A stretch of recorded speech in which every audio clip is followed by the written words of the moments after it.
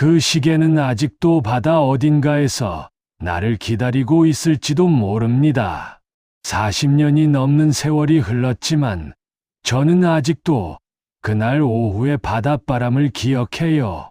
소금기 섞인 차가운 바람이 얼굴을 스치던 감촉, 파도가 부서지는 소리, 그리고 손목에서 미끄러져 내려가던 그 차갑고 무거운 감촉을요. 그건 단순한 시계가 아니었습니다. 제 인생에서 가장 소중했던 사람이 가장 행복했던 순간에 제게 건넨 약속이었으니까요. 손목에 채워지던 그 순간의 온기가 40년이 지난 지금도 생생하게 남아 있어요.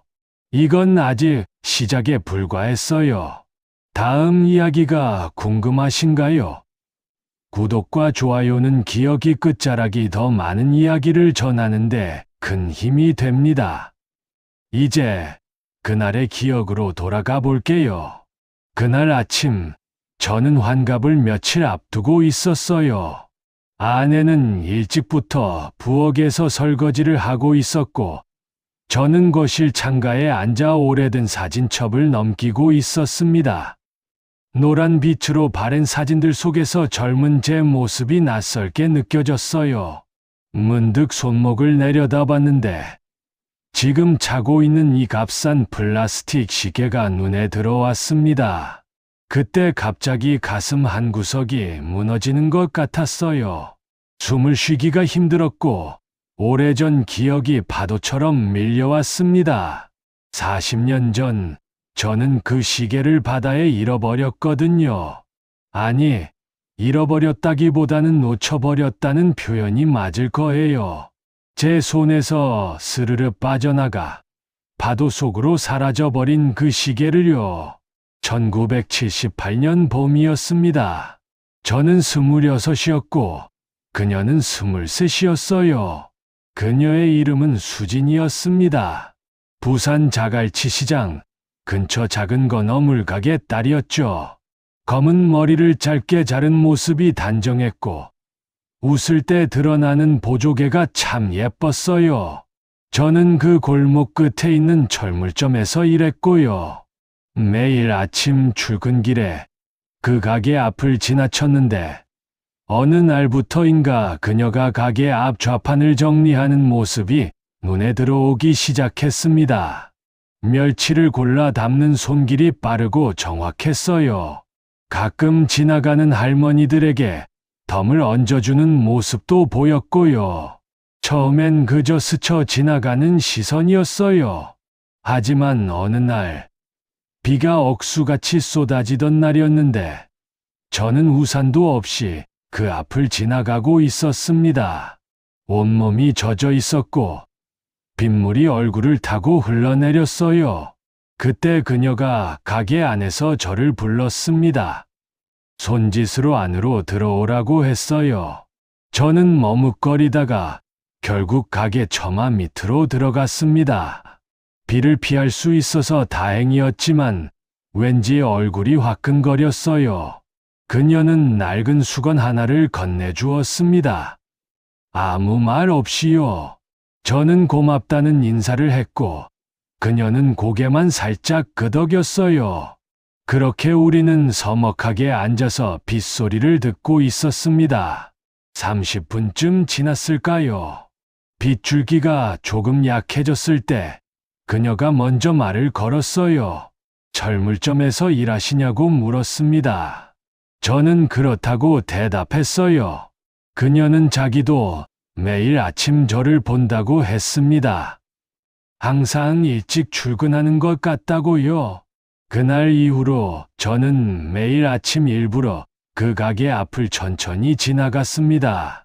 그녀도 저를 알아봤는지 가끔 고개를 끄덕이거나 손을 살짝 들어 인사했어요. 그런 작은 인사들이 쌓이면서 우리 사이의 거리가 조금씩 줄어들었습니다. 2달쯤 지났을 때였어요. 저는 용기를 내서 그녀에게 물었습니다.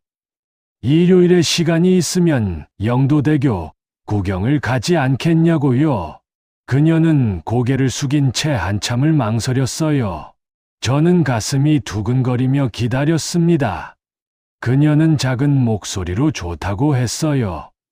일요일 오후 2시에 중앙동 로터리에서 만나자고요. 저는 너무 기뻐서 뭐라고 대답했는지 기억이 안 납니다. 그저 연신 고맙다는 말만 반복했던 것 같아요. 그렇게 우리는 연인이 됐습니다. 1년 반 동안 우리는 부산의 모든 골목을 함께 걸었어요. 용두산공원 전망대에 올라가 부산항을 내려다봤고, 해운대 백사장을 맨발로 걸으며 파도에 발을 적시기도 했습니다. 태종대 끝자락에서 거친 파도를 보며 서 있기도 했고요. 그녀는 바다를 참 좋아했어요. 파도 소리를 들으면 마음이 넓어지는 것 같다고 했습니다. 힘든 일이 있어도 바다를 보면 다 잊혀진다고요. 저는 그런 그녀의 옆모습을 보는 게 좋았습니다. 바람에 날리는 머리카락, 파도를 바라보는 맑은 눈동자가 참 예뻤거든요. 그리고 1979년 2월, 저는 그녀에게 청혼했습니다. 청혼은 거창하지 않았어요. 그저 퇴근 후 둘이서 자주 가던 국밥집에서 뜨거운 국물을 마시다가 조심스럽게 꺼낸 말이었죠. 나랑 결혼하자고. 많이는 못 해줘도 평생 소중하게 대하겠다고 말했습니다. 그녀는 숟가락을 내려놓고 눈물을 글썽였어요. 입술을 깨물며 고개를 끄덕였습니다. 말없이 천천히요. 저는 가슴이 벅차올라서 아무 말도 할 수 없었습니다.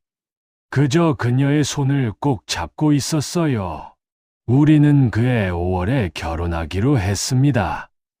예식장도 없이 동네 교회에서 간단하게 올리기로 했어요. 제가 모아둔 돈으로는 그게 최선이었으니까요. 하지만 그것만으로도 충분히 행복했습니다. 그런데 3월 어느 날 그녀가 저를 부산역 앞으로 불러냈어요. 평소보다 조금 일찍 만나자고 했습니다. 저는 무슨 일인가 싶어 서둘러 나갔어요. 그녀는 벤치에 앉아 있었습니다. 무릎 위에 작은 상자 하나를 올려놓고 있었어요. 제가 다가가자 그 상자를 제 손에 쥐어줬습니다. 손바닥만 한 직사각형 상자였는데 묵직한 무게감이 느껴졌어요. 저는 상자를 열었습니다. 그 안에 은빛 손목시계가 들어 있었어요. 숫자판이 선명하고 가죽 줄이 부드러웠습니다. 무엇보다 초침이 또각또각 정확하게 움직이고 있었어요. 제가 평생 받아본 선물 중 가장 값진 것이었습니다. 저는 이게 뭐냐고 물었어요. 그녀는 용돈 모은 거라고 했습니다. 제가 시계가 없어서 맨날 시간을 물어보잖냐고. 이제 이거 차고 다니라고 했어요. 결혼할 때까지. 그리고 평생요. 그 말을 들었을 때 가슴이 뜨거워졌습니다. 저는 그 자리에서 시계를 손목에 찼어요. 차가운 금속이 피부에 닿는 순간 세상이 달라 보였습니다. 모든 게 선명하고 아름다웠어요. 그녀는 시계가 잘 어울린다고 웃었습니다. 저는 평생 이 시계를 차고 살겠다고 약속했어요. 그녀도 평생 함께 하자고 했고요. 우리는 그렇게 약속을 나눴습니다. 그날부터 저는 그 시계를 단 한 번도 빼지 않았어요. 씻을 때도, 잘 때도, 일할 때도 항상 차고 있었습니다. 시계를 볼 때마다 그녀의 얼굴이 떠올랐거든요. 또각또각 움직이는 초침 소리가 그녀의 목소리처럼 들렸어요. 그런데 4월 중순이었습니다. 갑자기 그녀의 아버지가 쓰러지셨어요. 새벽에 급하게 병원으로 실려갔다는 소식을 들었습니다. 저도 서둘러 병원으로 달려갔어요. 그녀는 병원 복도에 주저앉아 울고 있었습니다. 얼굴이 창백했고 손이 차갑게 떨리고 있었어요. 저는 아무 말 없이 그녀 옆에 앉았습니다. 손을 잡아주는 것밖에 할 수 있는 게 없었어요. 그녀는 아버지가 자기 때문에 무리하신 것 같다고 했습니다. 결혼 준비 때문에 밤낮으로 일하셨다고, 미안하다고 계속 중얼거렸어요. 그날 밤 저는 그녀 옆에서 밤을 새웠습니다. 말없이 손만 잡고 있었어요. 복도 불빛은 차갑고 소독약 냄새가 코를 찔렀습니다. 시간이 참 더디게 갔어요. 다행히 아버지는 사흘 만에 깨어나셨습니다.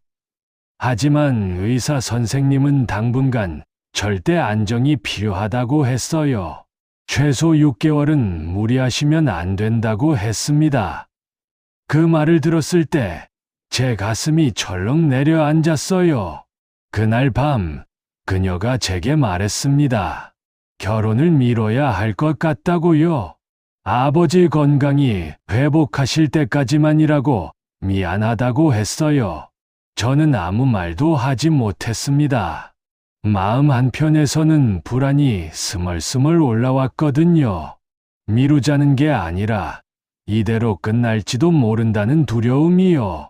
하지만 그녀 앞에서 그런 내색을 할 수는 없었습니다. 저는 괜찮다고, 천천히 하자고, 우리 시간 많다고 말했어요. 그렇게 우리는 결혼을 미뤘습니다. 그런데 5월 초 그녀의 어머니가 저를 따로 만나자고 하셨어요. 시장 근처 작은 다방에서 만났는데 어머니 표정이 심상치 않았습니다. 뭔가 중요한 이야기를 하실 것 같은 분위기였어요. 어머니는 한숨을 쉬며 말씀하셨습니다. 수진이를 서울로 보내야 할 것 같다고요.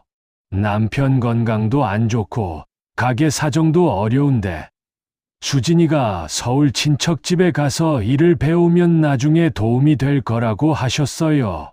1년만 있다 오면 안정도 되고 결혼 준비도 제대로 할 수 있을 거라고요.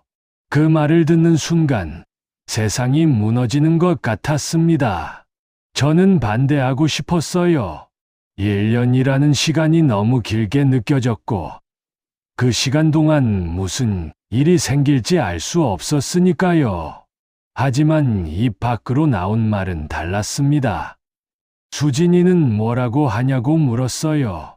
어머니는 아직 얘기 안 했다고 하셨습니다. 근데 이게 맞는 것 같다고 이해해달라고 하셨어요. 그날 저녁 저는 그녀를 만났습니다. 부산역 근처 벤치에서요.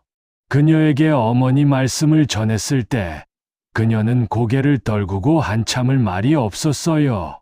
입술을 깨물고 있었고 눈가가 붉어졌습니다.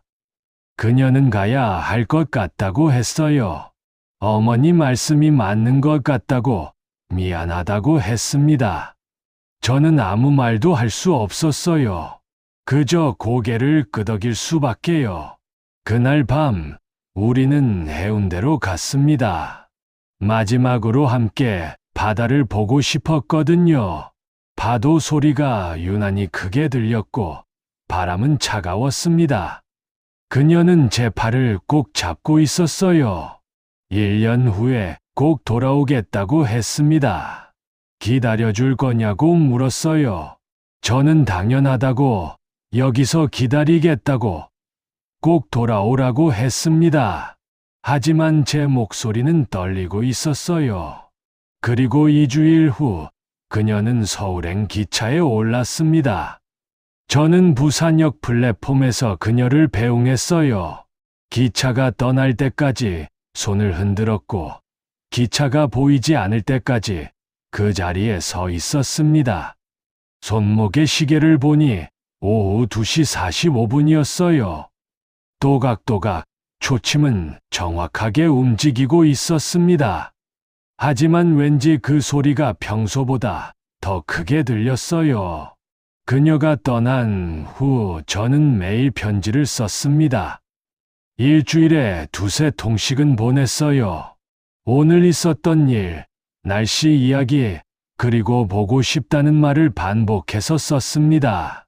그녀도 답장을 보내왔어요. 서울 생활 이야기, 친척집 일 이야기, 그리고 저를 그리워한다는 말들이요. 편지를 읽을 때마다 가슴이 따뜻해졌습니다. 그녀의 글씨체를 보며 얼굴을 떠올렸어요. 처음 석 달은 괜찮았습니다. 편지가 오가고 가끔 공중전화로 목소리도 들었으니까요. 전화가 올 때면 가슴이 두근거렸고 그녀의 목소리를 듣는 것만으로도 힘이 났어요. 하지만 시간이 지날수록 편지 간격이 조금씩 늘어났습니다. 일주일에 한 통, 2주일에 한 통, 그러다 한 달에 한 통으로요. 편지 내용도 점점 짧아졌어요. 바쁘다는 말이 자주 나왔고 힘들다는 말도 늘어났습니다. 저는 불안했지만 그녀를 믿고 싶었어요. 바쁘겠거니 힘들겠거니 생각하며 스스로를 달랬습니다. 하지만 밤마다 잠이 잘 오지 않았어요. 천장을 보며 그녀 생각만 했습니다.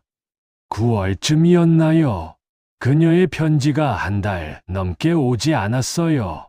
저는 참다 못해 서울로 전화를 걸었습니다. 친척집 번호로요. 전화를 받으신 분이 말씀하시더군요. 수진이는 여기 없다고요. 제 심장이 멎는 줄 알았습니다. 어디 갔냐고 물었어요.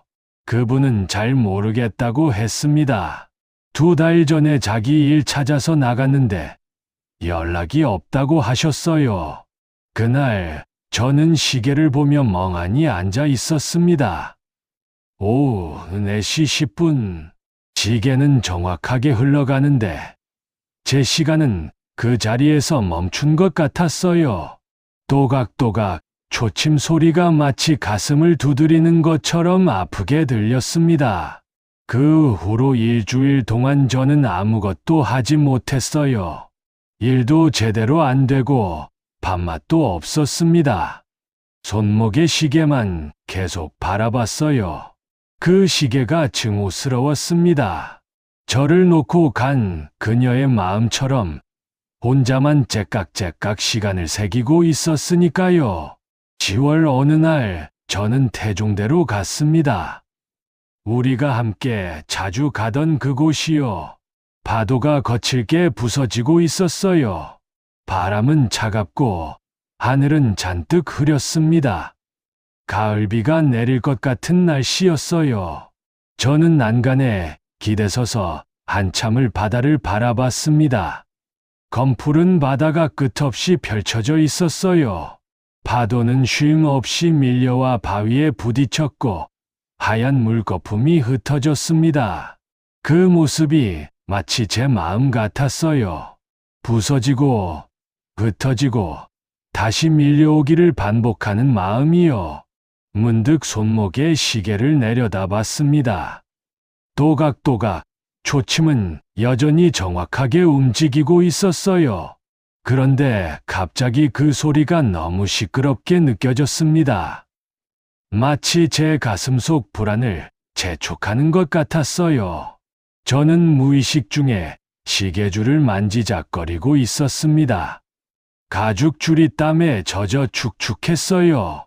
계속 만지작거리다 보니 줄이 조금 느슨해진 것 같았습니다. 그때였어요. 손이 미끄러졌습니다. 시계가 손목에서 빠져나가더니 난간 틈으로 떨어졌어요. 찰나의 순간이었습니다. 저는 본능적으로 손을 뻗었지만 닿지 않았어요. 시계는 그대로 난간 아래 바위 사이로 떨어져 내렸습니다. 철퍼, 작은 소리와 함께 파도에 휩쓸려 들어갔어요. 은빛 시계가 하얀 물거품 속으로 사라지는 게 보였습니다. 그리고 순식간에 검풀은 바닷속으로 가라앉았어요. 저는 그 자리에 주저앉았습니다. 시계가 사라진 바다를 멍하니 바라보며 한참을 움직이지 못했어요. 가슴이 너무 아파서 숨을 쉴 수가 없었습니다. 그녀가 준 마지막 약속이 제 손에서 떠나간 순간이었어요. 얼마나 그렇게 앉아 있었을까요? 하늘에서 빗방울이 떨어지기 시작했습니다. 처음엔 보슬보슬 내리더니 점점 거세졌어요. 저는 비를 맞으며 그 자리에 계속 앉아 있었습니다. 비에 젖으면서 생각했어요. 이게 끝이구나. 이제 정말 끝이구나. 시계를 잃은 것이 마치 그녀와의 인연도 끝났다는 신호처럼 느껴졌거든요. 그날 이후로 저는 그녀를 더 이상 찾지 않았습니다. 아니, 찾을 수 없었어요. 마음 한구석이 완전히 비어버린 것 같았습니다. 손목도 텅 비었고 가슴도 텅 비었어요. 그 후로 40년이 흘렀습니다. 저는 30살에 지금의 아내를 만나 결혼했어요. 아내는 착하고 현실적인 사람이었습니다. 저에게 과거를 묻지 않았고 저도 말하지 않았어요. 그렇게 우리는 평범하게 살았습니다. 아들 둘을 낳았고 작은 공장을 운영하며 생계를 꾸렸습니다. 바쁘게 살다 보니 시간이 빠르게 지나갔어요. 아이들이 자라고 학교에 가고 대학에 진학하고 직장을 다니고 결혼을 하고 손주도 생겼습니다. 평범한 삶이었어요. 특별히 불행하지도 특별히 행복하지도 않은 그런 삶이요. 저는 성실하게 일했고 아내는 집안을 잘 돌봤습니다. 아이들도 큰 탈 없이 잘 자라줬어요. 하지만 가끔, 정말 가끔씩 바다를 볼 때면 그날이 떠올랐습니다. 그 시계, 그 사람, 그 약속들이요. 손목 시계를 볼 때마다 괜히 손목이 허전한 기분이 들었어요. 값싼 시계를 차고 있어도 뭔가 부족한 느낌이었습니다. 밤에 혼자 있을 때면 문득 궁금해지곤 했어요. 그녀는 어떻게 살고 있을까? 결혼은 했을까? 행복할까? 저를 기억이나 할까 하는 생각들이요. 하지만 답을 알 수 없었고 알려고 하지도 않았습니다. 그저 시간이 모든 걸 덮어주길 바랐어요. 기억도, 그리움도, 후회도요. 하지만 완전히 사라지지는 않았습니다. 마치 오래된 상처처럼 평소엔 괜찮다가도 날씨가 흐리면 은근히 쑤시는 그런 통증처럼요. 그리고 올해 환갑을 앞두고 있는 지금이에요. 지난달 아내가 갑자기 제안했습니다. 환갑 기념으로 부산 여행을 가자고요. 신혼 때 한 번 갔었다며 다시 가보고 싶다고 했어요. 저는 잠깐 망설였습니다. 40년 만에 다시 부산에 간다는 게 두려웠거든요. 하지만 거절할 이유도 없었어요.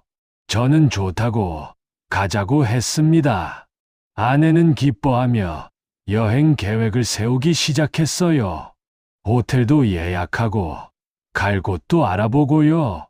그런데 마음 한편으로는 이상한 느낌이 들었습니다. 마치 뭔가 끝나지 않은 이야기를 마무리해야 하는 것 같은 느낌이요. 40년 전 그곳에 제가 놓고 온 무언가가 있는 것 같았어요. 부산에 도착한 건 화요일 오전이었습니다.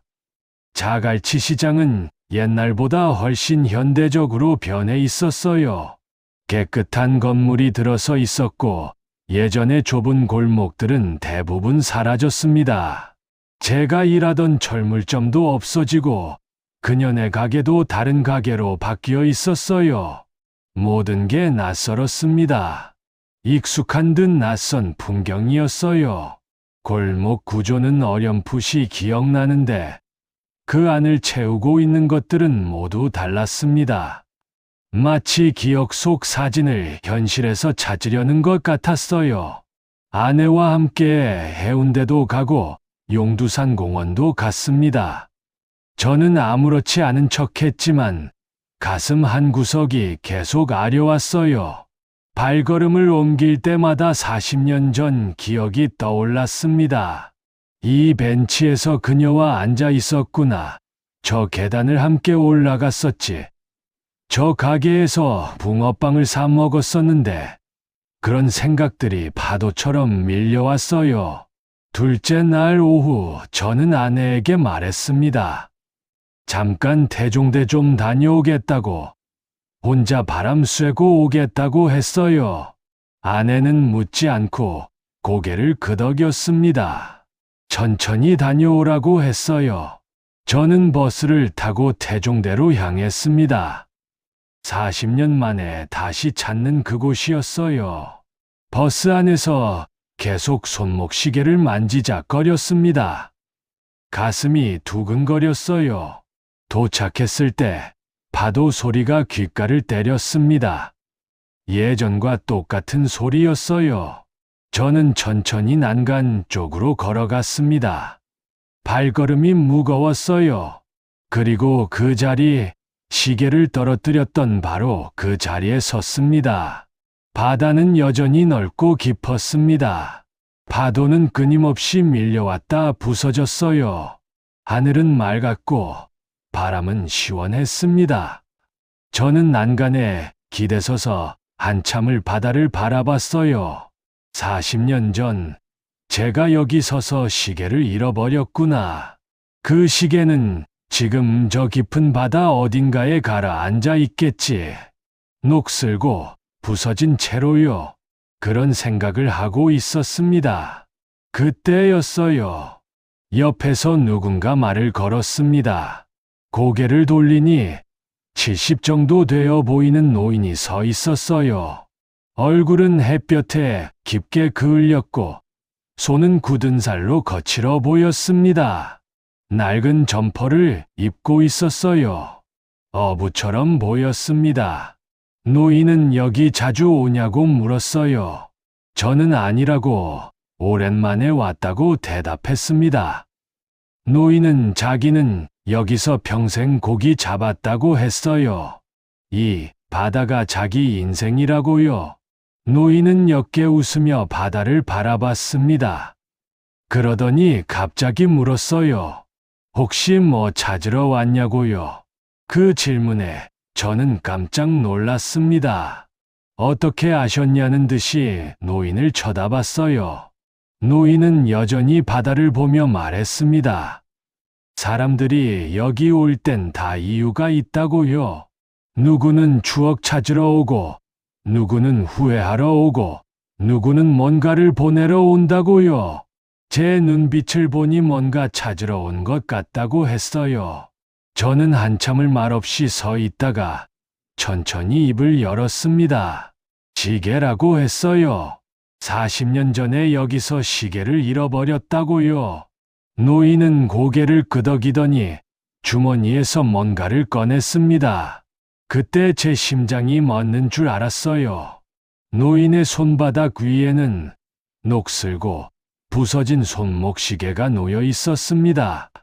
가죽 줄은 다 썩어 없어졌고 유리는 금이 가 있었어요.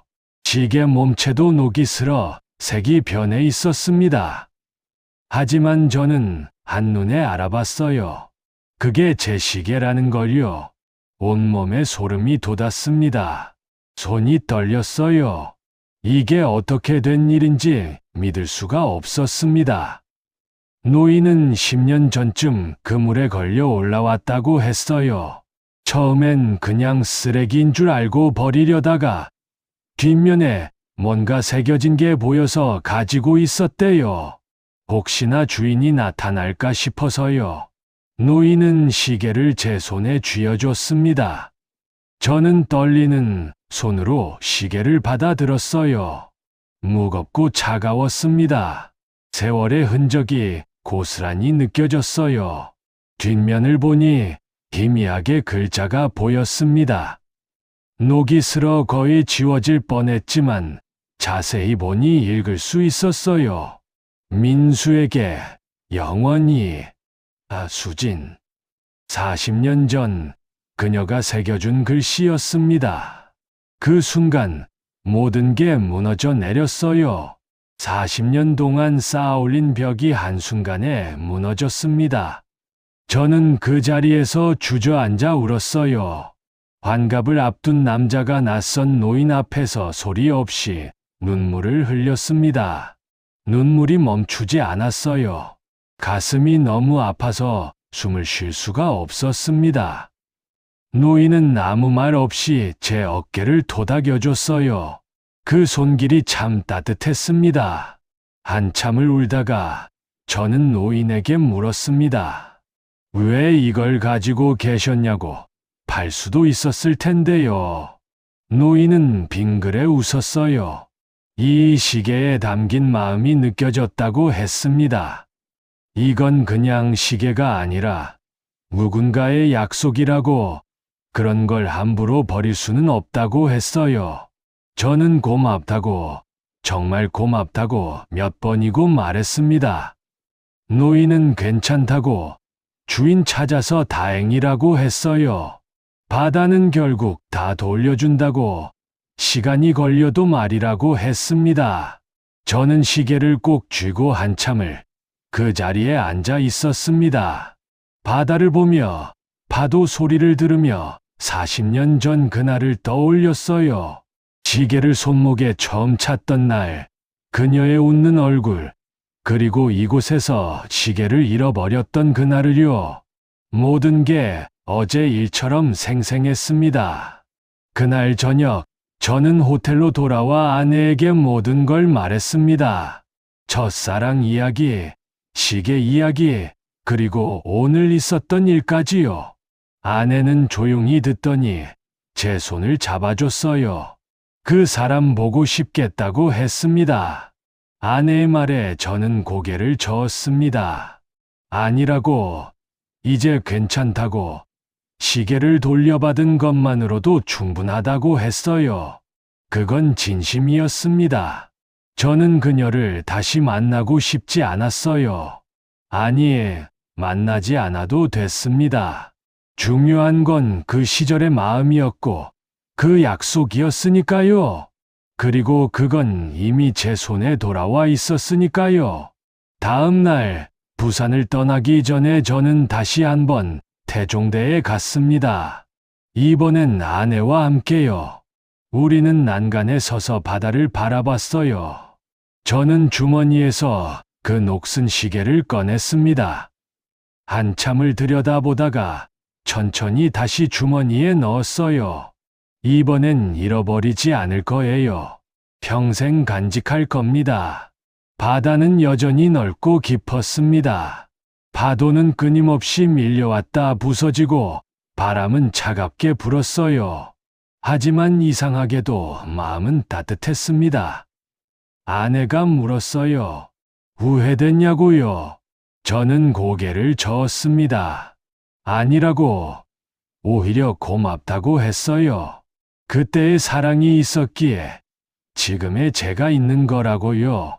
우리는 손을 잡고 천천히 걸어 내려왔습니다.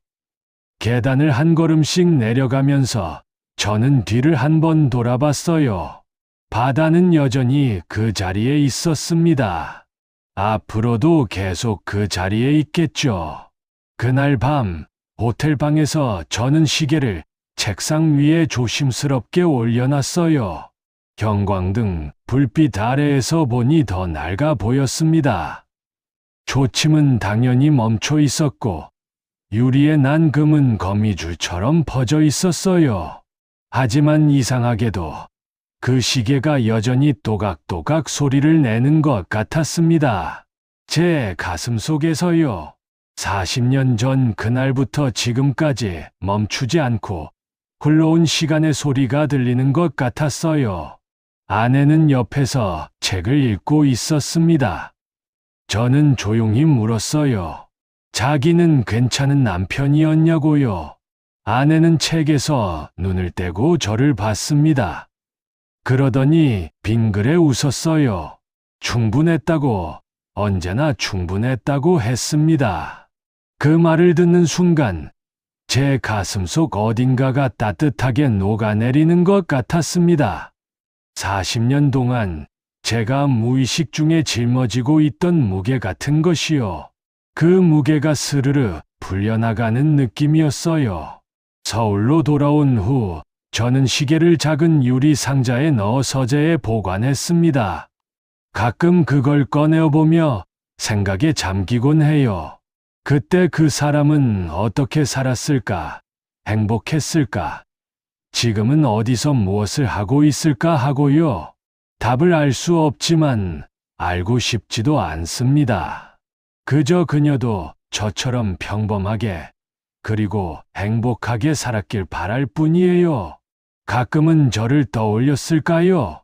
궁금하지만 알 수 없고 알 필요도 없습니다. 지난주 손주가 놀러 왔다가 그 시계를 발견했습니다. 이게 뭐냐고 되게 낡았다고 물었어요. 저는 할아버지가 젊었을 때 차던 시계라고 대답했습니다. 손주는 왜 이렇게 망가졌냐고 물었어요. 저는 바다에 빠졌었다고, 그런데 40년 만에 다시 찾았다고 했습니다. 손주는 신기해하며 눈을 반짝였어요. 그럼 고치면 다시 갈 수 있냐고 물었습니다. 저는 고개를 저으며 말했어요. 아니라고, 고치지 않을 거라고, 이대로가 좋다고요. 이 시계는 이미 할 일을 다 했다고 했습니다. 무슨 일이냐고 손주가 물었어요. 저는 대답했습니다. 시간을 재는 게 아니라 마음을 기억하는 일이라고요. 손주는 고개를 갸웃거리며 웃었습니다. 이해하지 못한 표정이었어요. 괜찮습니다. 나중에 아주 훗날 이 아이도 알게 되겠죠. 어떤 물건들은 작동하지 않아도 가치가 있다는 걸요. 오늘 아침 저는 다시 그 시계를 꺼내봤습니다. 손바닥 위에 올려놓고 한참을 들여다봤어요. 녹이 더 슬었는지 색이 조금 더 어두워진 것 같았습니다. 하지만 뒷면의 글씨는 여전히 희미하게 남아 보였어요. 민수에게 영원히, 수진. 영원이라는 말이 참 묘합니다. 40년 전 그녀는 우리가 영원히 함께할 거라고 믿었을 거예요. 하지만 우리는 헤어졌고 각자의 길을 걸었습니다. 그런데 이상하게도 그 약속은 지켜진 것 같아요. 우리는 함께하지 못했지만 그 마음만큼은 영원히 남아 있으니까요. 바다 속에서도, 그물에 걸려서도, 낯선 노인의 주머니 속에서도, 그리고 지금 제 손 안에서도요. 그날 이후로 저는 가끔 바다에 갑니다. 꼭 부산이 아니어도 돼요. 인천 앞바다든 강릉 바닷가든 어디든 좋습니다. 파도 소리를 들으며 서 있으면 제 안의 시계가 또각또각 소리를 내는 것 같거든요. 그리고 생각합니다. 바다는 모든 걸 기억한다고요. 우리가 흘린 눈물도, 나눈 약속도, 잃어버린 것들도요. 그리고 때가 되면 파도에 실려 다시 돌려준다고요. 완벽하지 않은 모습으로, 녹슬고 부서진 채로요. 하지만 그게 더 소중합니다. 세월의 흔적을 고스란히 품고 있으니까요. 지금 이 순간에도 어딘가의 바다에는 누군가의 약속이 가라앉아 있을 거예요. 손편지일 수도 있고, 반지일 수도 있고, 아니면 저처럼 시계일 수도 있겠죠. 그것들이 언젠가 주인을 찾아갈 수 있을까요? 저는 그럴 거라고 믿습니다. 바다는 결국 다 돌려주니까요. 시간이 걸려도 말입니다. 어제 아내가 물었어요. 만약 그 시계를 바다에 잃어버리지 않았다면 인생이 달라졌을까요? 저는 한참을 생각하다가 대답했습니다. 아마 달라지지 않았을 거라고요. 시계를 잃은 게 문제가 아니었으니까요. 그때 우리는 이미 멀어지고 있었다고, 시계는 그걸 보여준 신호일 뿐이었다고 했어요. 그럼 후회는 안 하냐고 아내가 물었습니다. 저는 고개를 저었어요. 아쉽긴 하지만 후회는 아니라고. 그 시간이 있었기에 지금의 제가 있다고. 그리고 아내를 만났다고 했습니다. 아내는 빙그레 웃으며 제 손을 잡아줬습니다. 우리는 말없이 앉아 창밖을 바라봤어요. 해가 지고 있었습니다. 나이가 들수록 느낍니다. 인생에서 중요한 건 완성이 아니라는 걸요. 완벽하게 이루지 못한 것들, 아쉽게 놓친 것들, 그리고 다시 돌아온 것들이 우리를 만든다는 걸요. 제 손목의 시계는 여전히 값싼 플라스틱입니다.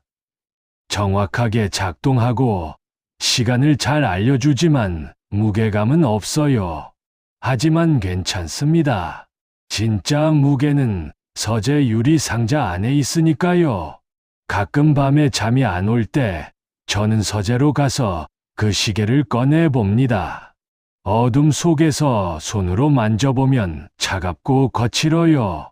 녹슨 금속의 감촉, 깨진 유리의 날카로움, 사라진 가죽 줄의 흔적들이 손끝에 느껴집니다. 그리고 눈을 감으면 40년 전 그날이 생생하게 떠올라요. 부산역 플랫폼, 손을 흔들던 그녀의 모습, 기차가 떠나가던 소리, 그리고 제 손목에서 또각또각 울리던 시계 소리가요. 그때는 몰랐습니다. 그게 마지막이 될 줄은요. 하지만 알았다. 한들 뭐가 달라졌을까요? 우리는 어차피 헤어질 운명이었는지도 모릅니다. 중요한 건 그 시간이 헛되지 않았다는 거예요. 그 사랑이 있었기에 저는 사랑이 뭔지 알게 됐습니다. 상실을 겪었기에 소중한 것을 지키는 법도 배웠고요. 그리고 무엇보다 그 시계가 돌아왔다는 거예요. 40년 만에 낡고 부서진 채로요. 그건 기적 같은 일이었습니다. 어쩌면 바다는 알고 있었는지도 모릅니다. 제가 언젠가 돌아올 거라는 걸요. 그래서 그 시계를 간직하고 있다가 때가 되었을 때 돌려준 거겠죠. 요즘 손주들이 가끔 묻습니다. 할아버지 첫사랑이 뭐냐고요? 저는 이렇게 대답해요. 첫사랑은 내가 처음으로 누군가를 온 마음으로 사랑했던 기억이라고. 그게 이루어지든 안 이루어지든 평생 가슴에 남는 거라고요. 그럼 할아버지 첫사랑은 이루어졌냐고 손주가 묻습니다. 저는 서재를 바라보며 빙그레 웃어요. 이루어진 것도 같고 안 이루어진 것도 같다고. 하지만 괜찮다고. 그 마음만큼은 지금도 여기 있다고 대답합니다. 손주들은 잘 이해하지 못한 표정을 짓습니다. 하지만 언젠가 이 아이들도 알게 되겠죠. 사랑은 꼭 함께하지 않아도 남는다는 걸요. 오늘도 저는 시계를 봅니다. 손목의 플라스틱 시계가 아니라 유리 상자 속 녹슨 시계를요. 그리고 생각합니다. 만약 그녀도 어딘가에서 이 시간을 기억하고 있다면 그녀에게도 저는 어떤 의미로 남아있을까요? 스쳐 지나간 인연일까요? 아니면 가슴 한켠에 남은 이름일까요? 알 수 없습니다. 하지만 알고 싶지도 않아요. 그저 그녀도 행복하게 살았길, 그리고 가끔은 저를 떠올렸길 바랄 뿐입니다. 바다는 넓고 파도는 끝없이 밀려옵니다. 그 속에 우리의 약속이 가라앉았다가 다시 떠올랐습니다. 40년이라는 시간을 건너서요. 이제 저는 압니다. 시간은 모든 걸 씻어내지만 동시에 가장 소중한 것만은 남겨둔다는 걸요. 녹슬고 부서진 채로, 하지만 여전히 그 안에 사랑을 품은 채로요.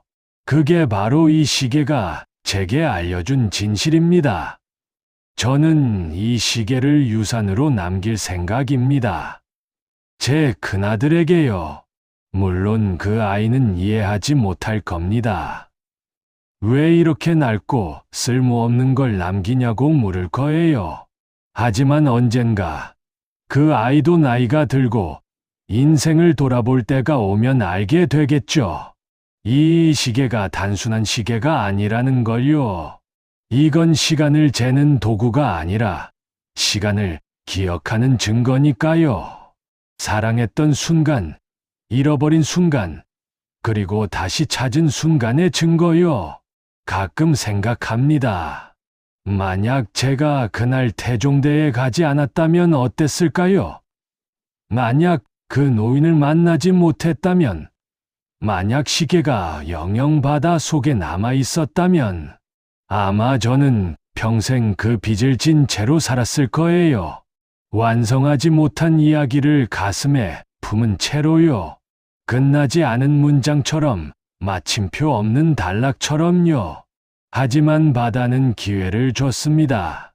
마지막 페이지를 쓸 수 있는 기회를요. 그래서 이제 저는 평온합니다. 무언가를 완성한 건 아니지만 적어도 마침표는 찍을 수 있었으니까요.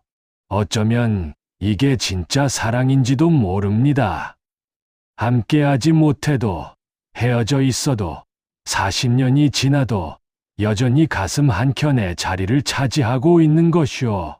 잊히지 않는 것, 그게 사랑의 증거인지도 모릅니다. 손목에 시계를 봅니다. 오후 4시 10분, 곧 해가 기울 시간이에요. 저는 창밖을 바라봅니다. 멀리 서해 바다가 보이는 것 같아요. 실제로 보이는 건 아니지만 마음속으로는 보입니다. 파도가 밀려오는 소리, 바람이 부는 소리, 갈매기가 우는 소리가 들리는 것 같아요. 그 소리 사이로 또각또각 시계 소리가 들립니다.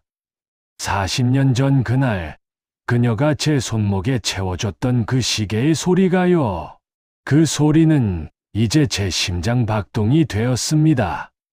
멈추지 않고 뛰는 제 삶의 리듬이 되었어요.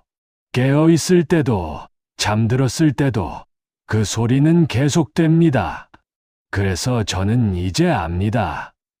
그 시계는 잃어버린 게 아니었다는 걸요. 단지 다른 곳에서 시간을 재고 있었을 뿐이라는 걸요.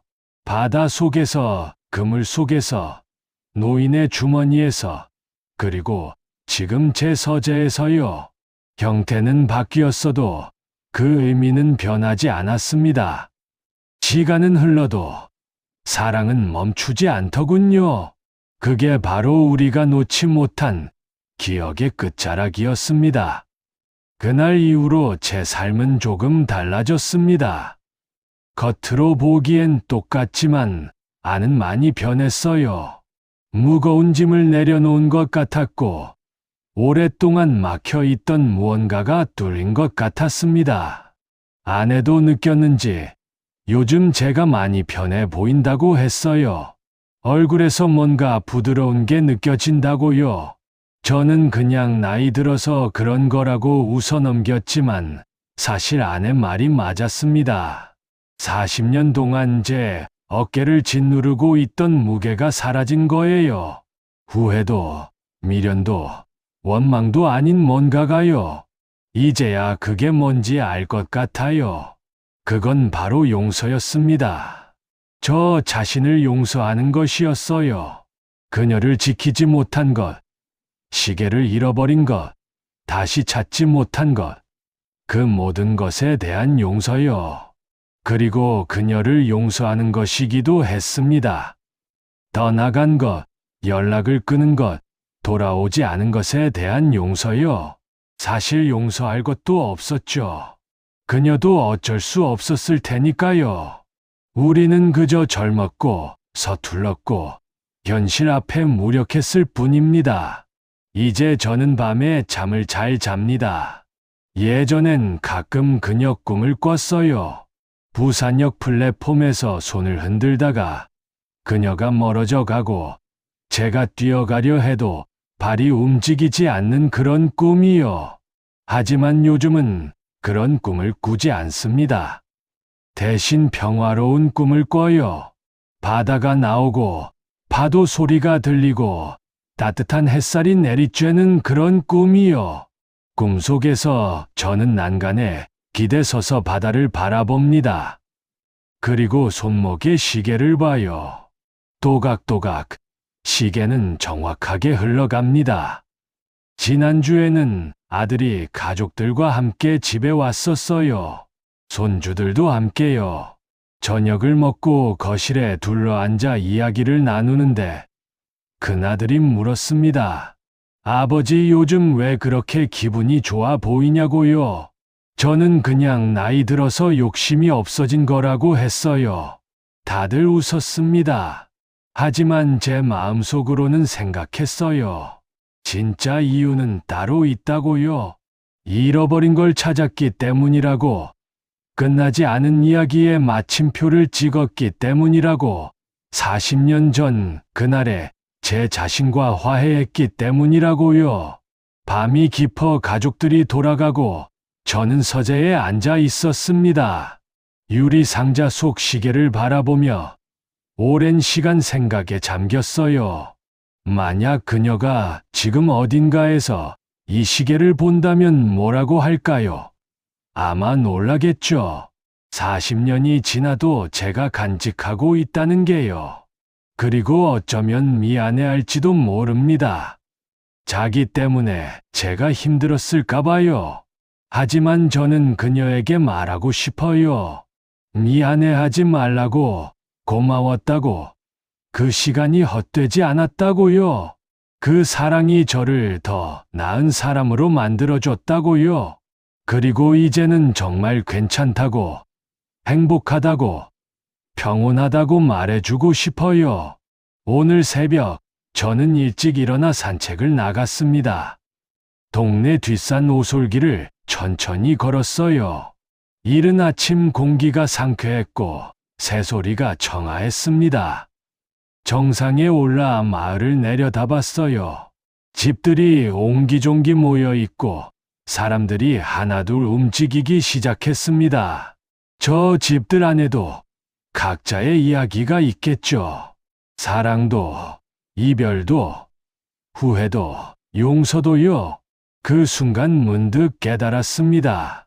제 이야기가 특별한 게 아니라는 걸요. 누구나 잃어버린 것이 있고, 그리워하는 사람이 있고, 후회하는 순간이 있다는 걸요. 그리고 누구나 자기만의 방식으로 그것들과 화해하며 살아간다는 걸요. 어떤 이는 빨리 잊고, 어떤 이는 평생 간직하고, 어떤 이는 돌려받기도 하면서요. 저는 돌려받은 사람이었습니다. 40년 만에 기적처럼요. 산을 내려오면서 생각했어요. 이제 제가 할 일은 뭘까? 이 이야기를 어떻게 마무리해야 할까? 답은 간단했습니다. 그냥 살면 되는 거예요. 매일 아침 일어나서 아내와 함께 아침을 먹고 손주들 보며 웃고 가끔 서재에서 그 시계를 바라보며 추억에 잠기고요. 그리고 바다에 갈 때마다 파도에게 감사하면 되는 거예요. 그때 그 시계를 간직해줘서 40년 뒤 제게 돌려줘서 제가 마침표를 찍을 수 있게 해줘서요. 어제 저녁 아내와 함께 오래된 앨범을 보고 있었어요. 신혼 때 사진, 아이들 어렸을 때 사진, 가족 여행 사진들이요. 한 장 한 장 넘기며 추억을 되새겼습니다. 그런데 문득 아내가 말했어요. 당신 환갑되고 나서 정말 많이 달라졌다고요. 뭔가 무거운 걸 내려놓은 것 같다고요. 저는 웃으며 대답했습니다. 그렇다고 오래된 짐을 하나 내려놨다고 이제 마음이 편하다고요. 아내는 제 손을 꼭 잡아줬어요. 아무 말 없이요. 그 손길이 참 따뜻했습니다. 40년을 함께한 사람의 손이었어요. 화려하지 않았지만 든든했고 따뜻했고 믿음직했습니다. 그 순간 깨달았어요. 저에겐 두 개의 사랑이 있었다는 걸요. 하나는 40년 전 바다에 가라앉은 사랑이고, 하나는 40년 동안 제 곁에 있던 사랑이요. 둘 다 소중했습니다. 둘 다 제 인생을 만들어준 사랑이었어요. 하나는 제게 사랑이 뭔지 가르쳐줬고, 하나는 사랑을 어떻게 지켜가는지 보여줬습니다. 그리고 이제 저는 두 사랑 모두에게 감사할 수 있게 됐어요. 미안함도 죄책감도 없이요. 이번 주말 저는 다시 바다에 갈 계획입니다. 아내와 함께요. 서해 바닷가 어디든 좋아요. 그냥 파도 소리를 듣고 싶어서요. 그리고 그 시계를 가져갈 거예요. 유리 상자에 넣어서요. 바다에 보여주고 싶습니다. 당신이 간직해준 이 시계를, 당신이 돌려준 이 약속을 제가 잘 간직하고 있다고요. 그리고 말할 거예요. 고맙다고.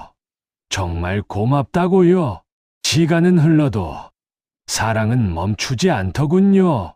그것이 바로 우리가 놓지 못한 기억의 끝자락이었습니다. 저는 이제 압니다.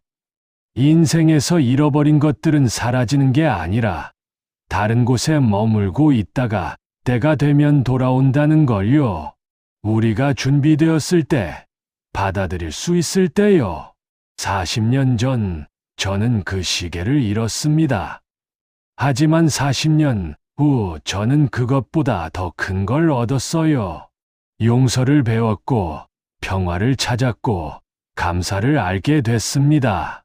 그리고 무엇보다 사랑은 영원하다는 걸 깨달았어요. 함께하지 못해도, 멀리 떨어져 있어도, 시간이 흘러도 진짜 사랑은 사라지지 않는다는 걸요. 그 시계가 그걸 증명해 줬습니다. 바다 속에서도, 세월이 흘러도, 녹슬고 부서져도 그 안에 담긴 마음만큼은 변하지 않았다는 걸요. 이 이야기가 여러분의 마음에 닿았다면 구독과 좋아요 부탁드립니다. 다음엔 또 다른 이야기, 라디오에서 들려온 목소리로 찾아뵙겠습니다. 여러분의 기억 끝자락에도 소중한 이야기가 있을 거예요. 잃어버린 것, 그리워하는 것, 후회하는 것들이요. 하지만 그것들을 부끄러워하지 마세요. 그게 바로 여러분이 살아온 증거니까요.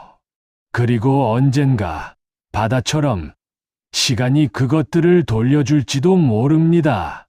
완벽하지 않은 모습으로, 녹슬고 부서진 채로요. 하지만 그때 여러분은 알게 될 겁니다. 그게 얼마나 소중한 것인지를요. 감사합니다. 기억의 끝자락에서 또 만나요.